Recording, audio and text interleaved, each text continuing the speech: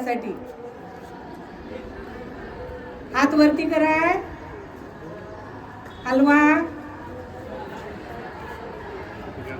डोक्यावर घ्या, खाली बघा जमिनीवर काय काय पडलंय तुमचं, बघा काय काय पडलंय, शोधा. शोधलं? आता सरळ ताट बसा, थोडाच वेळ. सन्माननीय व्यासपीठ, शाळेतील सर्व शिक्षक, शिक्षिका, शिक्षकेतर कर्मचारी आणि तुम्ही सर्व विद्यार्थिनी विद्यार्थी, आजचा हा जो समारोपाचा कार्यक्रम आहे शिंदे सरांच्या बाबतीमध्ये, हा आयुष्यात कुठं ना कुठं निरोप आपल्याला हा घ्यावाच लागतो, हे कुणालाही चुकलेलं नाही. पण हे त्यांच्या कार्यातून या ठिकाणी आपला सर्वांचा निरोप घेत आहेत. आणि हा निरोप घेत असताना करताना ज्यांनी या ठिकाणी मनोगत व्यक्त केलेलं आहे, त्या सर्वांच्या शब्दामधून एक वाक्यता आलेली आहे, केलेली आहे, म्हणजे शिंदे सरांनी सर्वांना समजून उमजून घेऊन स्वतःच्या वरती जी जिम्मेदारी आहे ती पूर्णपणे पार पाडलेली आहे, निभावलेली आहे, किंवा आपल्या कर्तव्यामध्ये हे सर्व करत असताना कुठंही कसूर राहू दिली नाही. मुख्याध्यापकाचा संबंध फक्त शाळेपुरताच येत नाही, तो समाजापर्यंतही असतो. जिल्हा परिषद असतं, शासन असतं, संस्थाचालक असतं, शिक्षक असतात, पालक असतात, सर्वांबरोबरच संवाद साधावा लागतो. कोणी म्हटलं काटेरी मुकुट, मी तर म्हणते काटेरी खुर्चीच आहे ती, कारण ह्या काटेरी खुर्चीचा मी स्वतः अनुभव घेतलेला आहे.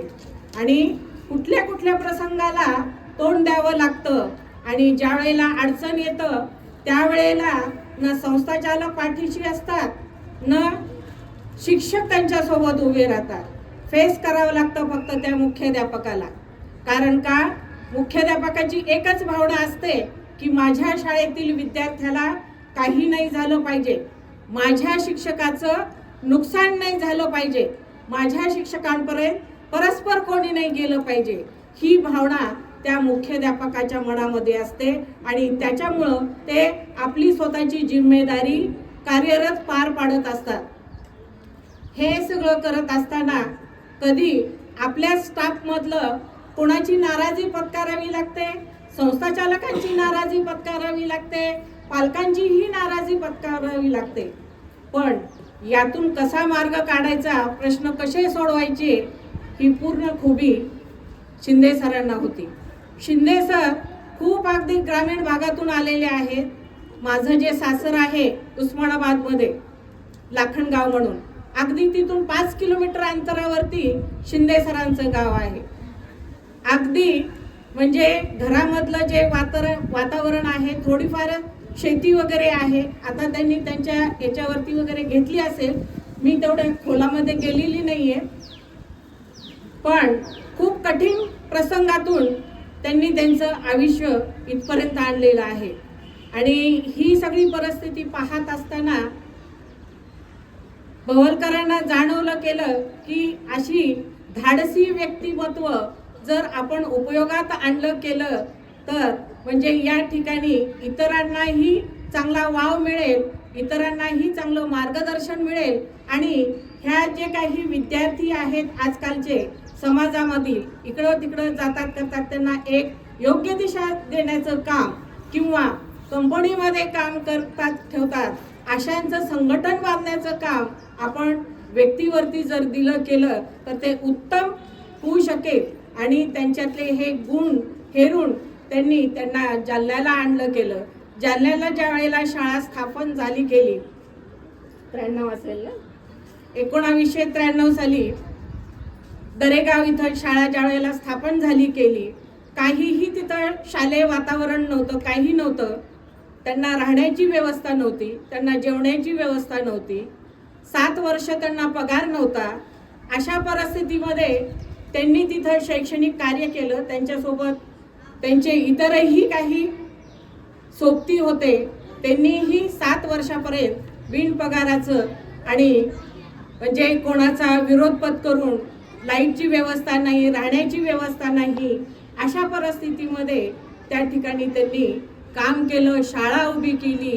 आज त्यांचं वैभव दिसत असेल, त्यांचं राहणीमान दिसत असेल, करत असेल, पण या सर्वाच्या मागे त्यांचा त्याग किती आहे, त्यांच्या कुटुंबाचा त्याग किती आहे, हे कोणी पाहत नाही. आज आता आपल्याला 7व्या वेतन आयोगाप्रमाणे शिक्षकांना असेल, मुख्याध्यापकाला असेल, पेमेंट असेल, पण तो पगार किती मिळतो, करतो, याच्यावरती ही चर्चा होते, करते. पण अगोदरचे दिवस इतर जण सगळे विसरून जातात, करतात. त्यांना हे सगळं कार्य करत असताना, मुख्याध्यापक पद सांभाळत असताना, करताना अनंत अडचणी आल्या. त्या अडचणीवरती मात केले ठेवलं. आणि मी जे आता त्यांचं व्हॉट्सअपवरती वगैरे ज्या वेळेला पाहते, करते, त्यांचं कार्य इथंच न थांबण्यासारखं आहे. ही व्यक्ती म्हणजे अशी आहे की जिथं पाय रोवून उभं राहतील तिथं जनसमुदाय निर्माण करतील. कारण त्यांच्या व्हॉट्सअपच्या स्टेटसवरून मी पाहते, करते की त्यांनी आता जिथं राहतात, करतात, त्या ठिकाणी सुद्धा समाज एकत्रित आणण्यासाठी, करण्यासाठी विविध कार्यक्रम घेतलेले आहेत. आणि त्यामधून त्या व्यक्ती इतर कुठल्याही असतील, कॉलनी म्हणून जे आपण म्हणतो, करतो, कॉलनीवाले तर कार्यक्रम घेतात, करतात, पण त्यांच्या मनामध्ये फक्त आपल्याला काय करायचंय, आपण ड्युटी करावी आणि बाकीचा वेळ आपल्या कुटुंबाबरोबर घालवावा, करावा, असं न ठरवता त्यांनी तिथं सुद्धा आपला समुदाय निर्माण केला. विविध कार्यक्रमातून त्या ठिकाणी एकता निर्माण केलेली आहे. आणि हे सगळं पाहून करून खूप आनंद झाला. या ठिकाणी भवलकर असते तर त्यांना सुद्धा खूप आनंद झाला असता आणि त्यांच्याविषयी अगदी अति आनंदच वाटला असता. आणि ज्या पद्धतीनं त्यांना शिकवण मिळालेली आहे, केलेली आहे. आता मला वाटतं लाखे सरांनी सांगितलं, जालना म्हणजे त्यांचं माहेर. माहेरच असतं, माहेरामध्ये बदल होत नसतो. कारण जालन्याच्या सर्व शिक्षक वृंदही मी पाहिलेला आहे, तिथली परिस्थितीही पाहिलेली आहे. आणि त्यांचं मन तिथं काय एवढं रमत होतं हे पण मी अनुभवलेलं आहे. कारण तो स्टाफ पूर्ण इतका एकत्रित, एकीनं, कुणाच्याही घरचं सुख असो, दुःख असो, अगदी तत्परतेनं त्या ठिकाणी उभा असतो. अगदी घरातली व्यक्ती ज्या पद्धतीनं दुसऱ्यांच्या घरामध्ये राबते, स्वतःच्या घरामध्ये राबते, तसं सुखदुःखाला पटकन धावून जाणारी तिथला स्टाफ आहे त्याच्या ह्याच्यामध्ये.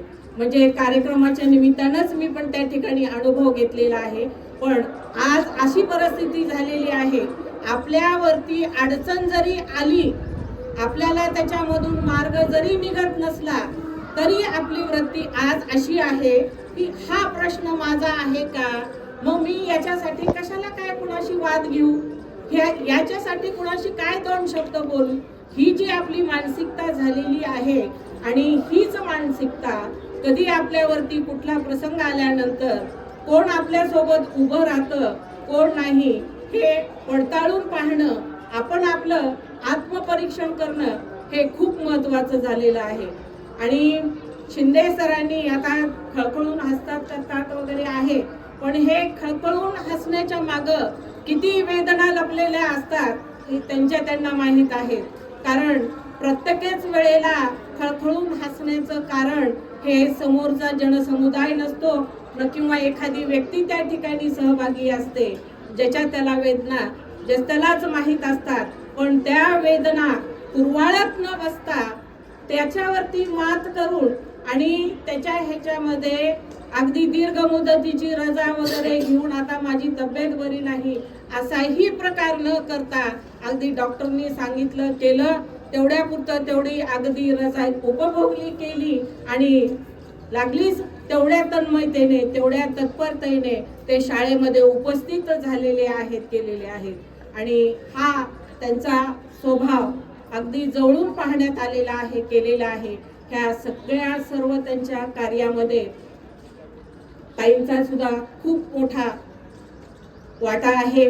कारण व्यक्ती ज्या वेळेला घराच्या बाहेर पडते करते, घर सांभाळणं करणं सुद्धा हे नोकरीपेक्षाही कठीण आहे. सर्व स्तरातून जावं लागतं. नातेवाईक आहे, सासरवाडी आहे, माहेर आहे, लेकरं बाळं आहे आणि आपला व्यक्ती थकून भागून आल्यानंतर विचारणा करणं आणि त्याच्यामध्ये सुखदुःखामध्ये साथ देऊन अगदी निरंतर चालण्याचा प्रयत्न करत राहणं हे त्यांचाही तेवढाच सहभाग आहे.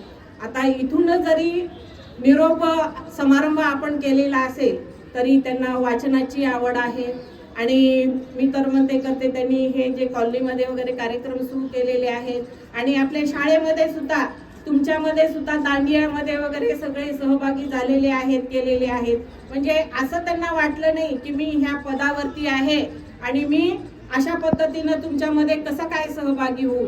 त्यांनी काहीही त्यामध्ये हे केलं नाहीये. तुमच्या आनंदासाठी म्हणजे जे काही शासनाचं धोरण आहे की शाळेच्या विद्यार्थ्यांमध्ये शिक्षकांनी आपलं योगदान दिलं पाहिजे. म्हणजे योगदान म्हणजे कसं की तुमच्यामध्ये एकरूप होऊन तुम्ही ज्या वेळेला कविता वगैरे तुमच्या पुस्तकातला म्हणता गाता करता तर हे अगदी त्याच्यावरती चालीवरती म्हणणं करणं किंवा तुमच्या ह्या प्रत्येक कार्यक्रमामध्ये त्यांनी आनंदाने सहभाग घेतलेला आहे, केलेला आहे. कोणाला त्यांचे शब्द खटकले असतील, कोणाला त्यांची कामाची पद्धत खटकली असेल, पण ह्या सगळ्याचा विचार न करता माझ्यावरती काय जिम्मेदारी आहे आणि माझं काय कर्तव्य आहे हे पूर्णपणे त्यांनी जाणून घेऊन आणि आपल्याला हे करणंच आहे हे पूर्णतः त्यांनी त्यांची जिम्मेदारी स्वीकारली आणि योग्यरित्या उत्तमरित्या अगदी निभावलेली आहे.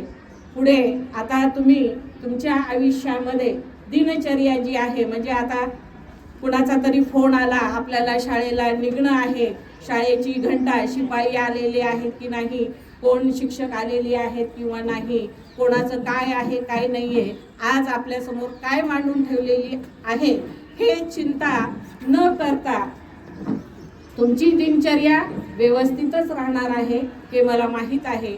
वाचनाचं तुम्ही आणखीन जास्तीत जास्त प्रयत्न करा त्याच्या याच्यामध्ये आणि तुम्हाला हे सांगण्याची गरज नाही, तुम्हाला त्या गोष्टीमध्ये आवड आहे आणि त्यांचं भाषण नेहमी अलंकारिक शब्दांनीच असतं. आपलं सरळ असतं त्याच्या ह्याच्यामध्ये, पण त्यांचं हे अलंकारिक शब्द ऐकण्यासाठी मन उत्सुक असायचं. जसं विद्यार्थ्यांचं असतं तसं मलाही जाणवायचं करायचं त्यांच्या ह्या अलंकारिक भाषेमधूनच.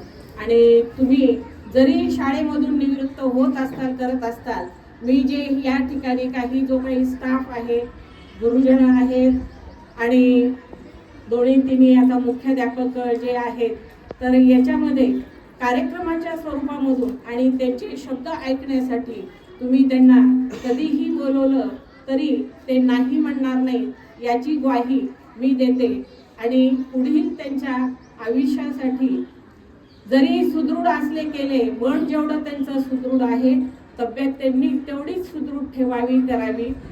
व्याधी जास्तीच्या काही लागू देऊ नयेत, करू नयेत यासाठी प्रयत्नशील असावं, करावं. आनंदाने राहा, कुटुंब सांभाळा.